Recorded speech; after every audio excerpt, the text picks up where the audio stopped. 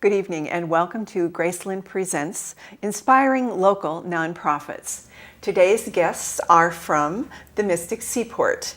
Welcome Sarah Cahill, the Executive Director, and Krystal Rose, the Project Manager for Education. Thank you so much for coming today. Sarah, what led you to become Director of Mystic Seaport, the Director of Education? Well, actually, I did a college semester program called the Williams College Mystic Seaport Maritime Studies Program. So it is an intensive semester, college semester, where you actually live at Mystic Seaport and you take interdisciplinary courses all related to the sea. So that got me hooked on the ocean and the Mystic area in general. Sounds like way too much fun. It was absolutely a blast, and I realized that I wanted to keep the maritime theme and education in my life professionally. I ended up working on some tall ships after that, and then doing some my master's degree in marine affairs, and then I ended up working at various nonprofits doing experiential education. And then when this position opened up, it was like coming home. It was combining everything that I loved about my background. Perfect. Great. And Krystal, you held a couple of positions at the Seaport before you became the Education Project Manager. What prepared you for this work? I did. My background is actually in history and historic preservation. I went to graduate school down in Savannah, and so I've always had a great love of history, architecture, buildings, objects, that sort of thing. And when I first began my career at Mystic Seaport, I actually worked in the collections, so in our curatorial department, and I was the collections management technician as well as registrar. So I was able to see so many amazing artifacts and objects in our collection, and I always had this burning desire inside to share that with teachers and with children. And so about 2010, a position came open to actually be a project manager and do a huge project with teachers actually to learn about what they wanted to use at Mystic Seaport, and so that's when I stepped into this position. Well, it sounds like you've both had a perfect evolution. You were clear about the things you liked and wanted, and they came. On the Seaport's website are a dozen educational program categories for kids in grades K through 12. Give viewers an overview of these options. Sure, yeah, and we really are lucky. We do have a lot to offer students and adults too, but the core of our field trips are guided field trips, and that's where students come and we work with museum educators, and they take groups of 10 to 15 students around for a thematic tour, and it's usually about an hour and 45 minutes, and they're based on different themes, and they go to different exhibits, but the key component to these programs are hands-on. So we try to include an immersive hands-on activity in all of our guided tours. And some of the themes are whaling, life in a seaport town, immigration, that kind of thing. We also have self-guided tours available as well. So if a teacher isn't ready to sign up for a guided tour, they can come and tour the campus on their own. We do have resources on the website for teachers and chaperones, though, because we have a 19-acre campus. It can be a little overwhelming for self-guided, so we've added some itineraries for chaperones on our website. We also have overnight programming at Mystic Seaport, so students and teachers can come sleep on board the Joseph Conrad historic tall ship and do some immersive programming. And we have an overnight program for scout and youth groups as well. We can also go to schools, so we do in-school programming as well with some similar themes as our guided tours. But we have a couple of favorite in-school programs where we actually send out 19th century tradesmen who can come do activities in the classroom. So we send out a cooper who can make a barrel with students in the classroom. We actually send out a printer who brings a portable 19th century printing press so the kids can set type in their classroom. And finally, we have a shipsmith who brings, and I'm not kidding here, a portable anvil and forge. That is not in the classroom. We need a little outdoor space for that. With the fire. But we do have schools take us up on that, and he can actually have kids working with working with iron and different metals right there at the school. So, which most kids have never seen before. Exactly, right. That's amazing. That's wonderful. And being able to go to the schools helps schools if they can't afford to pay for busing or that kind of thing. Right. And I want to make sure not to miss our planetarium. We have a planetarium on site, and we have lots of different planetarium programs that I think we'll be talking about. Well, that is actually the next question. Perfect. Describe your planetarium's 30-minute program. Sure. So the planetarium, we have programming on site in the planetarium, and then we also have some in-school programs too. So for the on-site programs, a couple different shows to choose from. We have our standard, which is constellations in the current season sky. So whatever season it is, our instructors can point out those different constellations. We also have another one called Finding Your Way, which focuses more on navigation and how sailors use the stars to find their way.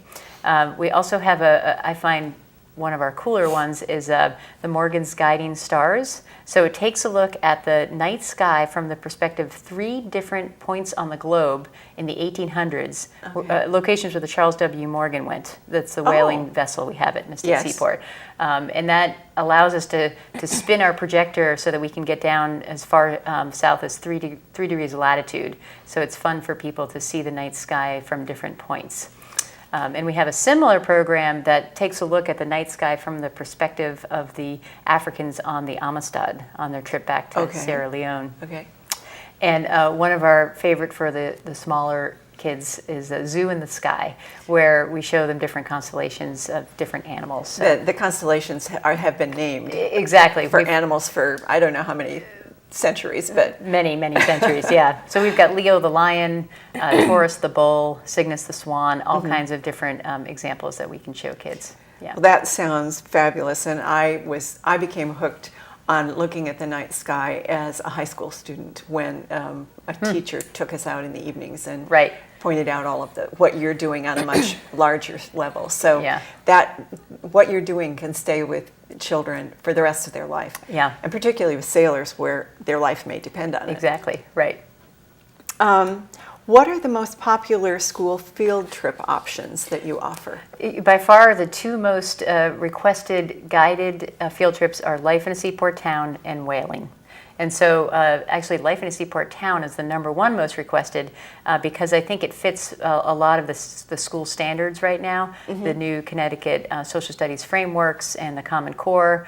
And so it really fits in the content of the upper elementary students that we most often serve. And that is one where students even get a chance to make rope. I think we have a photo. There during the tour.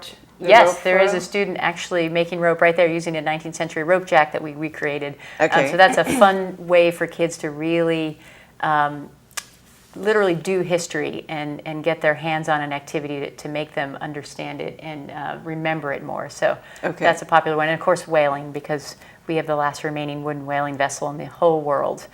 So that's our second most we have popular. a photo showing somebody making a barrel? Was that in here?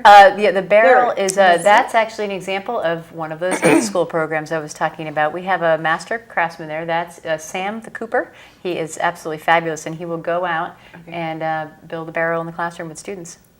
That's interesting. I used to work in the wine business, and they have coopers too. Exactly. To make barrels to age their wine. Right. So that's fun. How can homeschooling families bring their children ages 4 to 13 to the Seaport for hands-on learning too?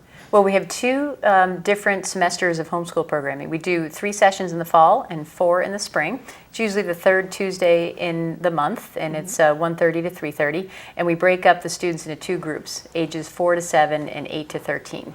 And so we do all kinds of activities with them based on certain themes, and we explore those themes in an age-appropriate way, depending on which age group they're in.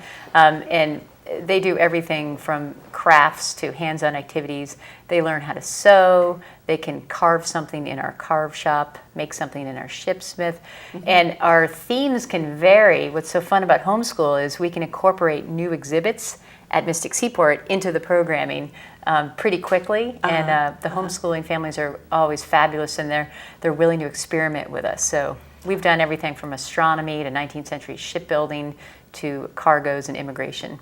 And is this something that is unique for homeschoolers? They may not find this many places. It's true. There are other organizations and nonprofits that offer programming for homeschool families, but we've had a pretty robust program for many, many years, and we love working with our homeschool families. We also have homeschool sailing classes as well, so they can come learn how to sail at the Seaport too. Well, that's pretty good. Yeah, right. That's a great way to learn how to sail. You mentioned the Seaport Shiptoshore Overnight program Yes. on the Joseph Conrad, an 1882 fully rigged ship. Yep. Yes. Describe that. Well, this is, now I know, like with children, you're never supposed to say you have a favorite. I love all of our education programs, but the Shiptoshore Overnight program is one of my favorite. Actually thinking, and you can see the picture of a girl climbing the rigging. This is our overnight program for schools, and they can choose between a 1-night, 2-day, or a 2-night, 3-day. What's so unique about this program is because it is overnight, it allows us to do really immersive programming where we can go deeper than we would on a day trip. And so there's no better way to do history or teach history than having students actually do it. So for example, you can actually have the students climb the rigging like this student is doing on the Conrad, and they remember that forever. We also, with older kids, can have them actually row a whaleboat. So they'll get into the whaleboat, row it. So you can talk And they about understand how the whalers used to feel in this little Yeah. tiny boat in these big whales. Exactly, right. And you know, you could sit there and listen to that, and it doesn't have the same impact. But when they get in it and they think, well, this is hard, because it actually is very hard to row a whaleboat. They're heavy. In normal conditions in the Mystic River, and let alone in the middle of the Arctic in a storm with a whale attached to it. So, Right. So that is just one of the many reasons that the Ship to Shore program, I think, is particularly immersive and fun. Well, and there's nothing, when you have a captive audience for 2 days, you can say a whole lot more than you can say in Right. any in-school program. You just don't have the time. Exactly, And, right. And also kids, because it's hands-on, they're much more open and curious, and they can ask questions, and so Right. it's really Yeah. a major opportunity for them. And one of the neat things also about Ship to Shore that we hear from students and teachers is that because they are at the seaport after we close and they wake up, it's like waking up in the 19th century, they start to feel like the Mystic Seaport is their own, and they have a special relationship that they form with it that a typical day student wouldn't necessarily feel. Right. It's not just another Yeah. place to go. Right, right. Good. What can educators learn from your Mystic Seaport for Educators website, Krystal? Yeah, so the Mystic Seaport for Educators website is a relatively new website that we created using educators. So all of the content on the website is actually written by teachers. And so it's a really fun place to go. It's by teachers for teachers. There are many different things on the website, mostly primary source material, some secondary source material. So the teachers write those features, that kind of rhymes. Teachers write features that are artifact articles, living documents, which are amazing. Just taking kind of what students may consider a boring old primary source document and really bringing it to life by having a rollover transcription, a read aloud feature. So we try to make things in the document become very interesting for students. We also have maps, so we've mapped some of the logbooks in our collection. Ships kept logbooks of where they went using their latitude and longitude, and so we've mapped, for instance, the first logbook of the Charles W. Morgan is 1,200 points, and we've mapped that in Google Earth, so you can search all of the different places and read the different logbook entries for those days. So those are some of the types of things that teachers can access. We also try to help teachers and students learn how to analyze primary source material. So we have worksheets available online that go along with each artifact or document or map, and they can help you kind of dig a little bit deeper into those products. The other thing that a lot of people don't think, Mystic Seaport has a collection that has objects from all over the world. A lot of people see us as a local institution, but because of our mission, we're able to collect things that relate to America and the sea. So we have things from the Pacific Ocean, from the Atlantic. We have things from the Mississippi River, from inland lakes and waterways. And so you'd be very surprised how much the ocean and the waterways connect to every topic and every subject. So those are just a few dabbles of things that teachers can access. Well, I believe that isn't Mystic Seaport the major boating and seafaring history museum in the country? It is one of them. We definitely like to think that. Yeah. What would you say, because Sarah? Yes. Sailors, Right up there. Yeah. Sailors tell me it's the place. Yes, Yeah, yes. they really Yeah. enjoy and appreciate what you heard it do. here. Yes. So I've heard it from many different sources, and so I just wanted to point that out, that it is not just a local thing. It Right. is internationally recognized by sailors as a Right. wonderful resource Yeah. for that industry. Yeah. Recently, you began offering virtual programming. Yes. What's that? So our virtual programs are very similar to our on-the-grounds programs or our outreach programs that we do in schools, but we're able to do them in our television production studio at the Seaport. A lot of people don't know that we have that, but we have I didn't know that. we have a very nice television production studio with a green screen. So we're able to bring in artifacts and documents and all kinds of fun things to use and connect with students all over the world. In fact, last fall I did a program with a group of students in Australia, which is really fun. Yes. Actually, most of our virtual programs are done with students right here in Connecticut because of rising cost of of the bus to go on a field trip. We're able to connect with lots of students right here in our own state. So most of our programming revolves around the Charles W. Morgan and objects in the collection that relate to the Charles W. Morgan. So harpoons and logbooks and whale stamps and all kinds of fun things. The other thing that's really cool about our virtual programs is that the students are interacting with a live museum teacher. So you're not watching a pre-recorded video. We are looking right at you. You're looking at us. I can see what all the students are doing. And they can ask questions? They can ask questions. Oh, that's it's very great. interactive. Yeah. In fact, the way that we've designed the program, it's a lot of back and forth between the museum teacher and the students. We have them filling out worksheets. Occasionally they'll get up and do something, so there's some physical component to it. So it's a lot of fun, and we're able to bring the program to students who might not ordinarily get to experience Mystic Seaport. And it sounds like you may be pioneering the teaching of the future, because this is really very forward-thinking. Yeah. And It's very sounds exciting. fabulous. Yeah. In the overview, you mentioned offering primary source workshops. What are these, and what prompted the development? Yeah, so our primary source workshops are programs, usually about 45 minutes to 1 hour, where students get to actually interact with the materials. So these are either things in our actual collection that we have pulled for older students, or we also have an education collection which we use with younger students, so that if something breaks or drops, it's not quite as big of a deal. But both collections are wonderful, and one of my favorite things is that we're able to teach students that that primary sources are more than, I had a student once tell me, and I always tell the story, an 8th grade student once told me that primary source documents were just copies of letters that old dead guys wrote. And that, of course that sounds boring, right? So when you bring a student to Mystic Seaport and they do a primary source workshop, they're able to see, wow, a ship is actually a primary source. A logbook is a primary source. A whale eyeball is a primary source, You can learn so much from these things. One of our favorite programs is called the Curator's Challenge, where students get to see, they work in groups and they analyze 5 or 6 different artifacts or documents at their table, and then they figure out how the objects are related to one another, and they create a mini exhibit which they then present, and they only have 30 minutes to do it. Wow. So it's a very exciting program.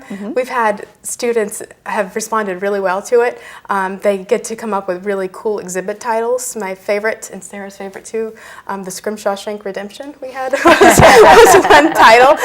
So the students are very clever, and they learn a lot, and it's really great they get to share it with their fellow students too. And that also makes it more challenging, more fun, and more rewarding to them. Is to, absolutely. Right, to come up with something It's not like what they that. have in mind when they think they're going to Mystic Seaport. Yeah, right. That's for Something sure. different. Yeah.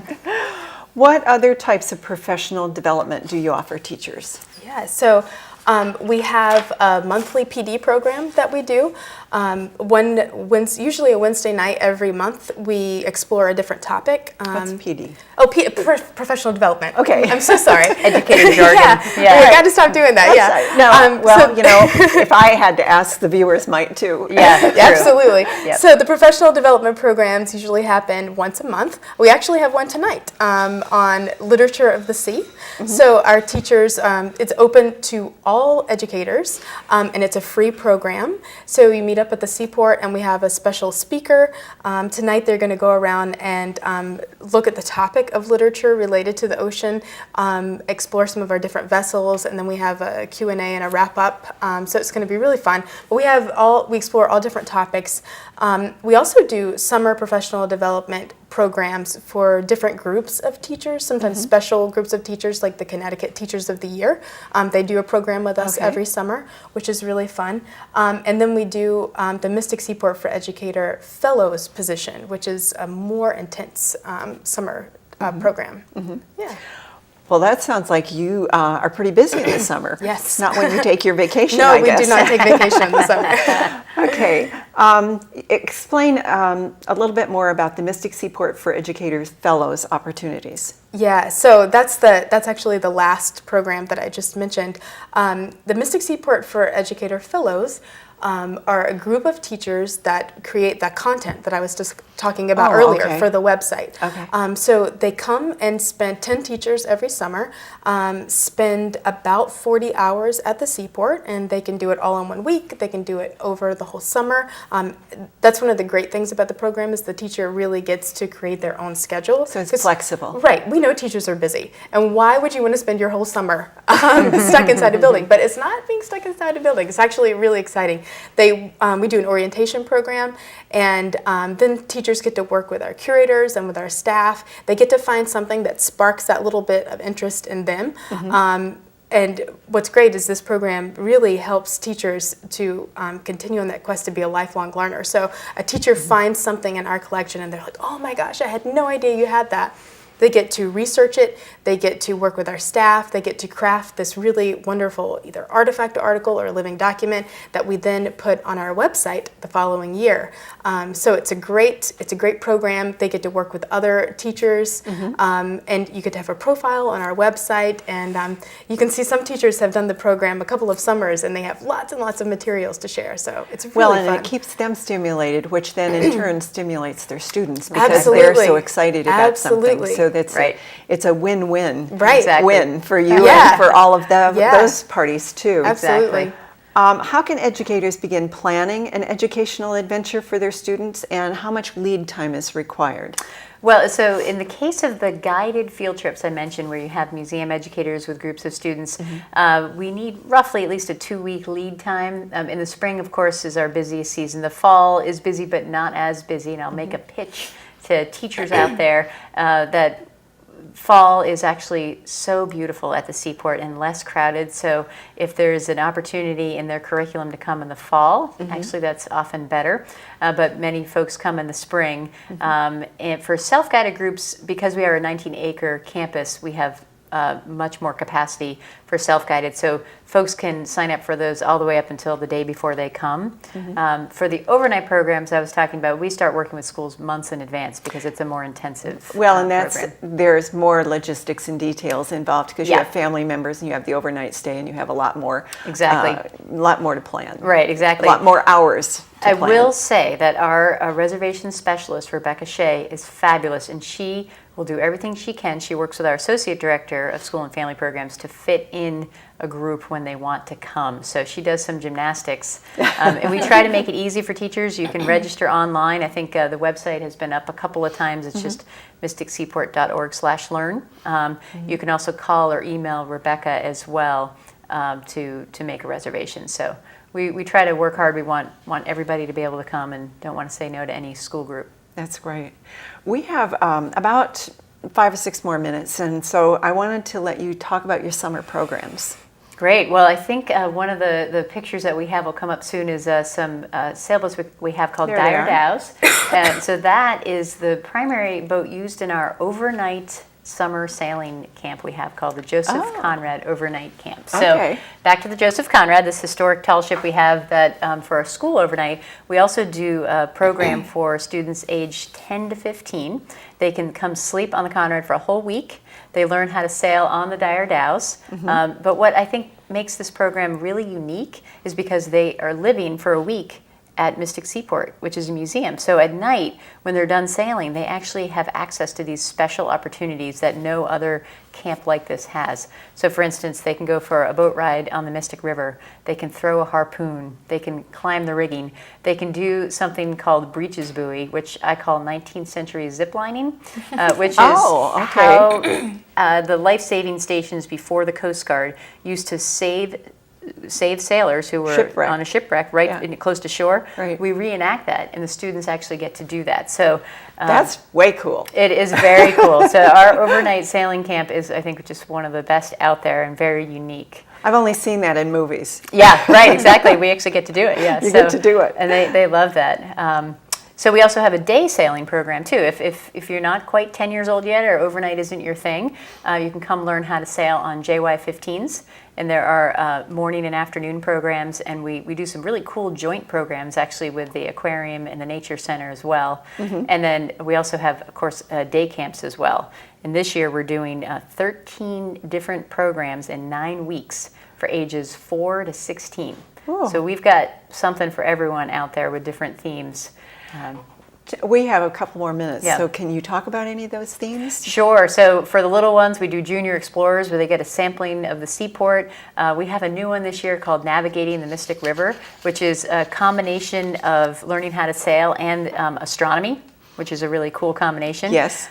We have a couple of really cool joint programs with the Nature Center, where the students will spend a couple days at the Nature Center and a couple days with us at Mystic Seaport, learning all about how the connection between land and sea and the environment, the maritime environment and the terrestrial environment. So we really have some fun programs. We also have some particular day camps that girls seem to really love. We have one called Girls of Long Ago, where they can play and learn all the different games that girls in the 1800s used to play. And that program actually kind of builds because we have other similar programs for older girls, and they eventually can learn how to become a costume role player, which is very unique. And it sells out every year. It's one of our more popular camps. Well, and also we have the Eugene O'Neill Theater, right? And so much small theater in this area, that they could go on and do things in the theater if they chose to. Right. We have one more minute, so let me ask you to do a pitch for how can people join the Seaport? How can they support what you're doing? Talk about that. Great. Well, I personally think one of the best ways to support Mystic Seaport and one of the best deals for your family is to become a member. I mean, becoming a member, you pay for your membership. What's a family membership? 2 visits. Sorry. Yeah, no, I'm the director of education. Oh gosh, I'm not sure. I should know. I think I went 40 for a couple. I think it's around $90 or so for a family. But check the website. Yeah, I went in. Took my adult grandson when he was visiting, and he's interested in sailing and has been coming to visit us for years. Yeah. But I took him to the new exhibit, the Latitude. Yes, Ships, Clocks, and Stars. Yeah. And we were both blown away by that. Yeah. And I loved the new, watching the construction of the new visitor center, because I know that opens other opportunities. Yeah. So you're doing great work.